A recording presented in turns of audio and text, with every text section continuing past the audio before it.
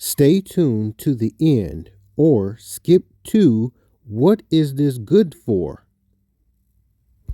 Remember, these batteries only give you 4 hours of energy. So, how long did it run?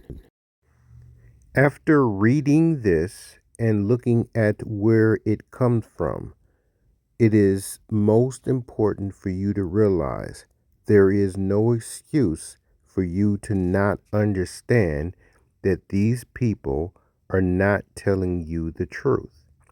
For what purpose, we do not know, but we are here to confirm the truth. You've seen the last video. In this video, we are going to show you how long it ran for. How long did it run for? I was totally curious about the last questions and the experiment we did. So, I want to document this. Okay?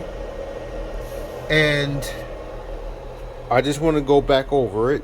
This battery charger is going around into this charge controller, charging the battery, and then going into this inverter from the batteries, and then it's plugged in, so it's drawing the power to charge it back up.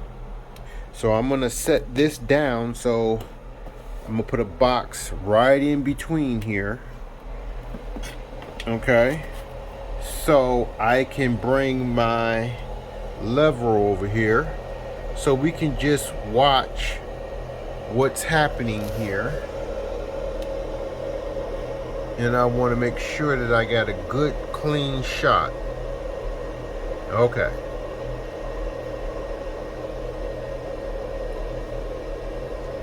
Okay, so we're just looking at the battery power. This means this level right here. So as you can see right now, it's going down. Okay, and I'll show you the how I started, because I started at 13.78, and by 5:23 it was down to 13.6, and by 5:33 it was down to 31. So we're down right now to 13.26. Okay, I wanted to update you on the progress. It's been around 10 hours and this is still running. As you can see, it is at 12:55, 54. It'll fluctuate between there. We are putting 20 amps in there, and it is about 30 volts, 29.3 volts are going back into this thing. So again, even though we're charging at a higher rate and this is not taking as much energy out, it is still going down. But plugging this itself into the inverter, that means running the inverter and plugging it into itself, has ran for 10 hours. And you see that it is chopping at the block. So let's take a look at this data. Okay, so you can freeze the picture and see the times. Remember, at the top it's the starting time right there where it says, well, I half says start, didn't finish writing it, but you can see exactly what this is by freezing the picture. And let's look at this. What does the inverter say? It's still taking 340 something watts out, and it says the battery DC is at 11.7, and it's supplying 115 volts at the plug. So again, we want to know how long this is going to run. So we're running the test, and right now we ran it from 5 this morning and it is 2:18 now. So we'll come back from AM to PM. I wanted to mention that. So again, we'll come back and check it again. Okay, that's it. It is at 10:09, the battery. You see the fault line. See if we can get a good angle of that. And it is 9:18. 9:18. Let me write this. This ended at 9:18 p.m.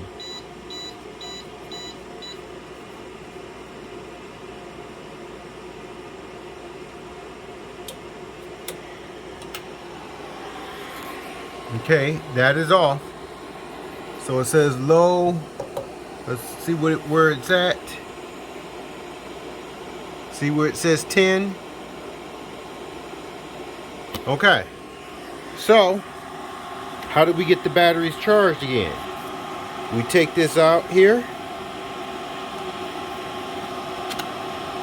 Come on, can I do this with one hand again? Oh, okay, that was tight. And we plug it into here. That is the grid. And you see that it's back on and it's charging that battery back up. So again, that proves it's not going to run forever. But good grief, from 5:21 a.m. to 9:18 p.m. that ran. I guess that's because those are 100 amp batteries, deep cycle. And now we know a lot of answers. I hope this helps somebody. We know this is possible, plugging it into itself. But we also know this is not a perpetual motion machine. And this concludes this experiment. On to the next one that someone else says is impossible. But wait, what is this thing good for? In conclusion to the other video that we did on what happens if you plug in a inverter into itself. So, you see this? That's a beautiful thing. We're going to explain why this is a beautiful thing. Okay? So, one, we doubled up these wires so they don't have to carry as much current. That kept the wire much cooler than it is, because these wires only really supposed to handle about 10 amps at max. So we doubled up the wire. And this one you already knew in the last video. If you watched the last video, and a lot of people did, this is about the same size as this. This is just doubled up. This one handles 10 amps fine. They both go up to, look, positive and negative of the solar. Two different ones. This one and that one, which I can change out the system. Right now, this one is putting about 6 amps, and this one is putting out 12 amps. As you see, I'm drawing that from the grid. Okay? Now, it's a purpose to all this madness here. Okay? Because we're going to go up, back up to here. See, this is going into solar. This takes us in, and look what we got. 21 amps. That's what charges the battery. 21 amps. And I can charge that up even more. Okay? And we got 27 volts right there. So that everybody's supposed to be looking at that right there. Why is that? Okay? Because if we go back down to this one, we say, hey, what is this one over here doing that this is not doing? And while we only got this much power coming out of this thing, well, now it dropped down, and we got more power going to this one. And I'm going to tell you why. If we follow this cord around, and this is the cord right here, we see that amps is coming from this, meaning that this battery system is rerouted back up through here, around to this cord, down into this charge controller, okay? And as we see right now, is powering this, charging this battery, and which I talked about in the last video. So you need an outside source of power. You see how this went down to 0 amps? We're going to try to get that amperage back up here. We're going to turn this voltage just up a little bit. And there we go. But I want that under 200. See how that jumps to 3 when you actually start getting this up there? And I can get this down low, because you don't really need that much. Let's see if we can get that back in focus. There it is, 100. Just long as it's under 200. So let's bring it down just a bit. Oh, we need the light back on. And bring this right back down. That's too low. Got to control those amps there. There it is. There it is. Good deal. Okay, 115. That's perfect. And the other one is putting out the same, 11 amps and 23. You see the volts are the same, 23 and 23. We're going to go up here and it says 22, and it's putting out 25 amps. And that's about 5 or 6 more amps than we had last time. As you see the wattage coming in from the solar, instead of being 200, it is 331. And that's going into our battery. Okay, now, again, let's go over this. This cord right here, this AC cord, and this AC cord. See this one right here? This one is going here, which is telling us what is taking off. The wattage, 100 and something watts. And this one over here is coming up and around. Let's follow my hand. Around and up to the battery, because this thing runs off of batteries. There's 2,000 watts. And this right here, this battery is being charged. Okay? Now, I said this before. You need an outside source to charge up these batteries. Okay? Now, because this is off, or you see the little red light there to indicate that it's on. Okay? This is off right now. So this means that this system is charging. It's telling you that this system is charging. Okay? And as you can see, it's going from 91, so it's going up. And it might drop back down, but it's charging at 25 amps. Amps that's coming from these batteries. Okay? Now, I gotta watch it because again, these wires are not hot. Let's see if these wires, these are not even hot at all. So right now I need better wires on this. But I needed to demonstrate this so you can see that for pulling from the grid, and we already know when this kicks on, it's going to put out 200 watts of power. And it's off because I want to charge that those batteries back up. So I have a 10 amp what we call this thing, it turns your lights off and on. So it's a switch. So it gives this battery on and off, time to charge up and time to discharge. But it would always run out of power.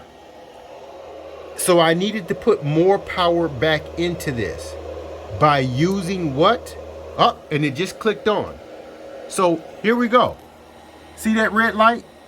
It just clicked on. So it's pulling 700 watts. 700. And I smells a little something, so I gotta watch these wires. I'm watching the wires, make sure it doesn't heat up anywhere. That's 10 amps. Everything looks fine, but that's 132 watts. And what do I have here? 108 watts coming out from the grid. Why? Because we're taking that plug right there and we're getting that right there taken from the batteries, these batteries. So, again, is it possible? Yes, it's possible. This is called looping energy. These are the things that I wanted to talk about, do, demonstrate, and say, why did we loop this in here, find out how long it would take to run it and all the other kind of stuff. Why? What purpose does it solve? Well, now you see an actual purpose on why we reroute energy, and it's something Nikola Tesla talked about. And I says, hey, I want to do this too. I want to loop energy just to see if it was possible to get this done. And guess what? It's all possible. This is possible. So I'm going to keep an eye on this because, like I say, when you overdo stuff, overpower it and stuff like that, you got to make sure that things don't burn out, that wires don't get hot. So I watch it. But I wanted to tell you that DC power going in here is not going to hurt this at all, long as it's DC power going into this. Okay? So everything right now is doing exactly what it's supposed to be doing. And we have more wattage going out than we do going in from the grid. And that's what I wanted. So the Father over Unity has proven again that you can do something that all those naysayers, which you've seen for yourself, say you can't do. That's why they got rid of Nikola Tesla. That's why they didn't give him a Nobel Peace Prize or a Nobel Science Prize. Because they didn't want this kind of stuff talked about and out there to be done. But this right here, my friends, is something that you can try, do it on a low scale, and build up. And it says, wait a minute, you're taking your own battery power and you're charging the batteries? Yes, I'm charging the batteries. Okay? This concludes this whole thing here. Now you know the purpose on why we're doing it. And you'll see I will keep experimenting. And that's the whole purpose of this. So you guys keep experimenting. You keep learning what Nikola Tesla was trying to teach you in the first place. So we can actually get green energy. I wanted to do a short note on what I was smelling when I was talking about what I was smelling. Is these jumper cables. They are kind of hot. So these are thinner than those right there. So what I need to do is take these right here, these and make them jumper cables. and put them on this system right here so these don't burn out. So that's one thing you should watch. Thicker wire, thinner wire for jumpers and stuff like that. So yeah, this is giving off the smell. This whole system is doing quite fine. That is at 700 and something amps. Well, no, this is wattage, I'm sorry. And yeah, you can smell the cords being heated up. So again, I'll change those out. And this is doing just fine. Matter of fact, it went up to 13 for a while and then dropped back down. So I've got to figure out, is this charging? So let's come back and make sure that this thing is actually doing what it's supposed to do. Well, actually, it's not charging. And I'll tell you why it's not charging. Because that is giving off power. It'll only charge, see, that's giving off power. This will only charge when that light goes off. And I got it set up to go off every other hour or something like that. So then this will charge back up because it's constantly giving that 26 amps right there, 25, 26 to these batteries.